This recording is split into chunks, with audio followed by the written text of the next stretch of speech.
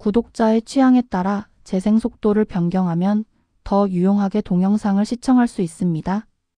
이 영상은 성경을 매일 한 장씩 읽는 효과가 있고 궁금한 부분을 해소할 수 있으며 맥락을 이해하는 데 도움이 될 것입니다. 출애굽기 14장.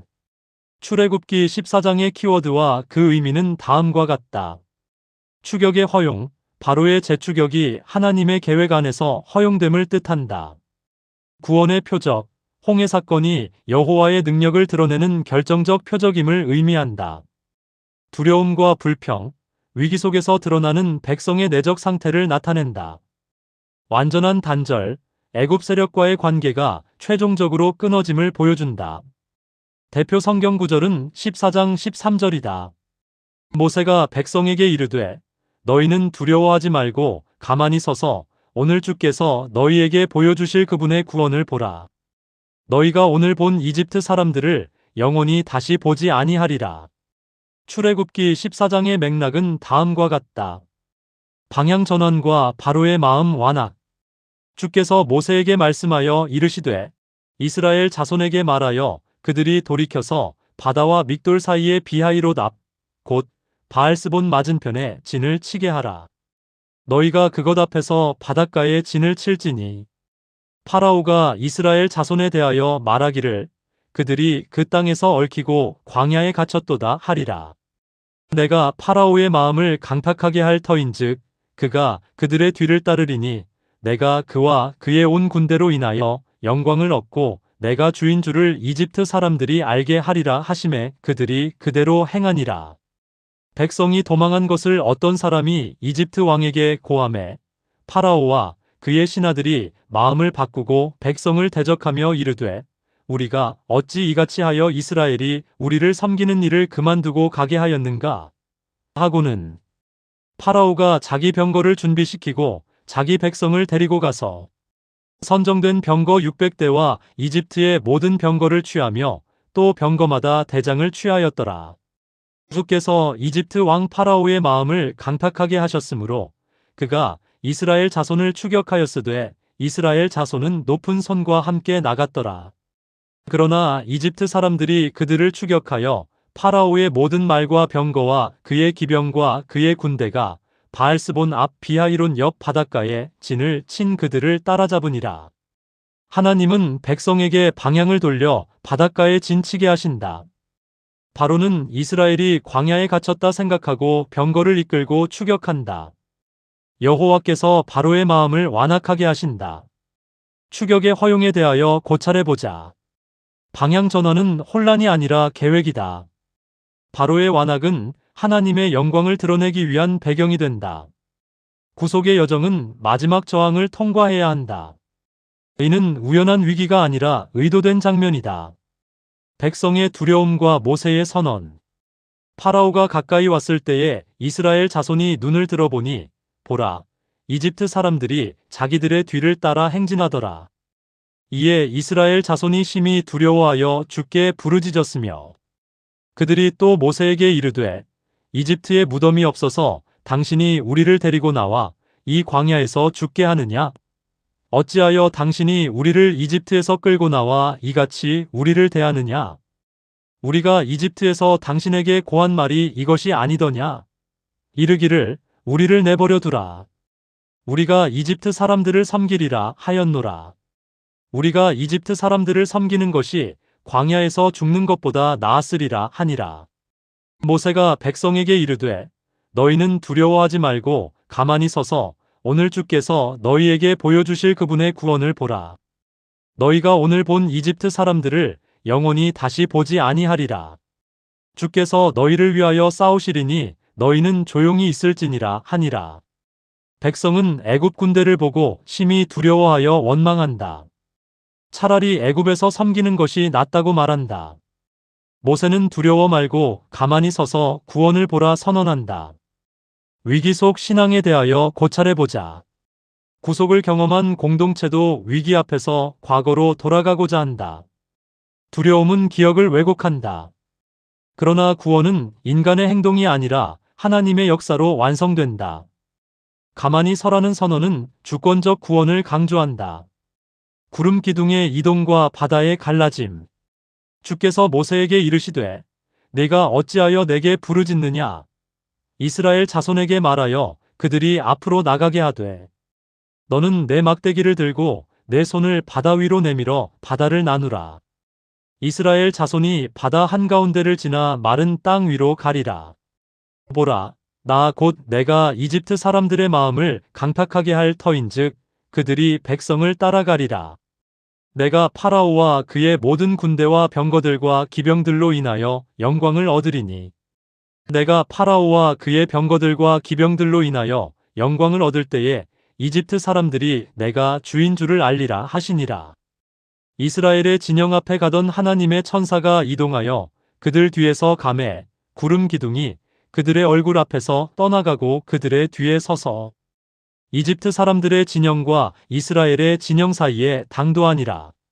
그것이 저들에게는 구름과 흑암이 되었고 이들에게는 밤의 빛을 주었으므로 밤새도록 저편이 이 편에 가까이 오지 못하였더라.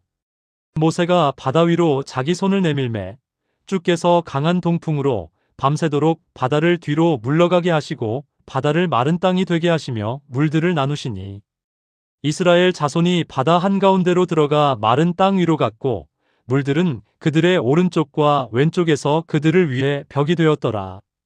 하나님은 모세에게 지팡이를 들고 바다를 가르라 명하신다.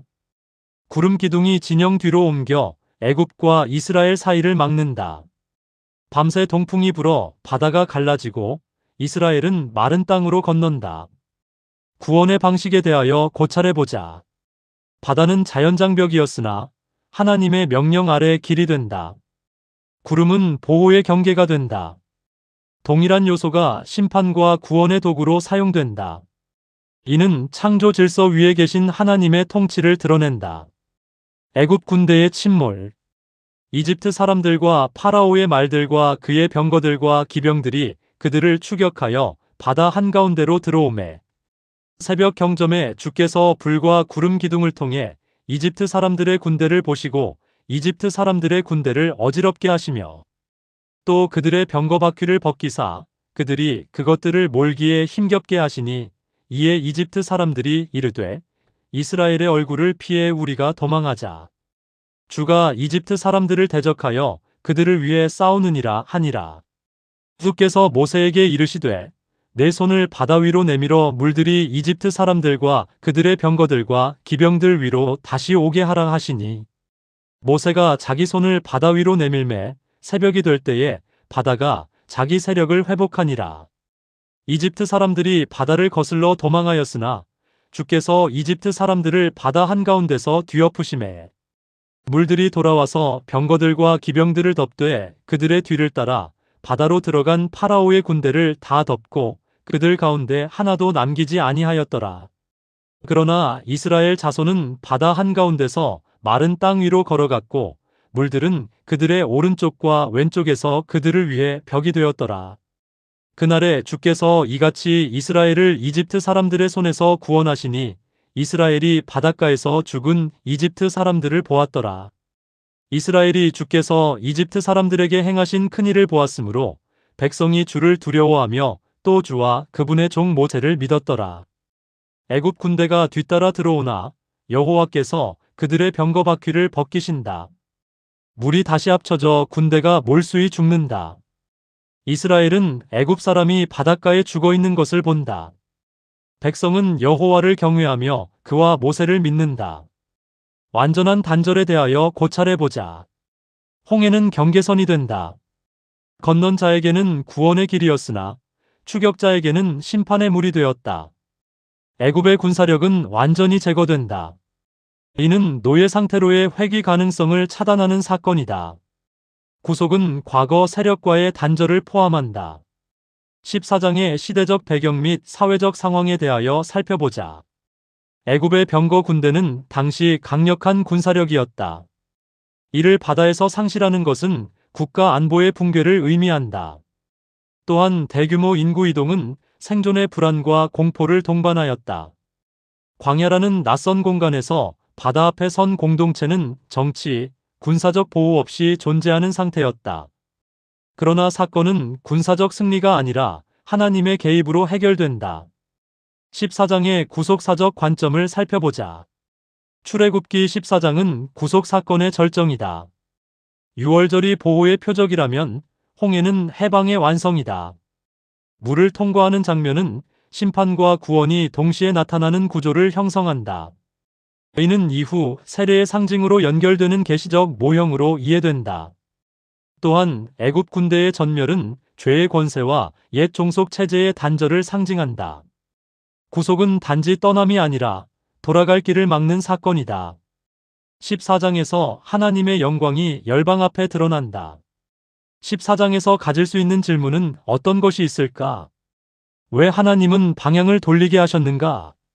바로의 추격을 통해 자신의 영광을 드러내기 위함이다. 왜 백성은 즉시 불평하였는가? 위기 속 두려움이 구속의 기억을 흐리게 했기 때문이다. 홍해 사건은 무엇을 상징하는가? 심판과 구원이 동시에 이루어지는 결정적 표적이다. 왜 애굽 군대는 전멸해야 했는가? 구속 공동체와 옛 세력 사이의 완전한 단절을 위함이다. 14장에서 느낄 수 있는 영적 메시지는 무엇일까?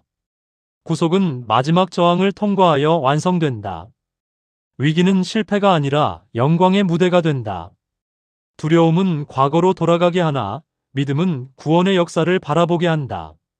하나님의 길은 인간이 막다른 길로 보는 곳에서 열린다. 구속은 과거 권세와의 단절을 포함한다. 다시 보지 아니하리라는 선언은 영원한 전환을 의미한다. 출애굽기 14장은 홍해 사건을 통해 하나님의 주권적 구원과 옛 세력과의 완전한 단절을 분명히 증언하는 구속사의 결정적 장이다.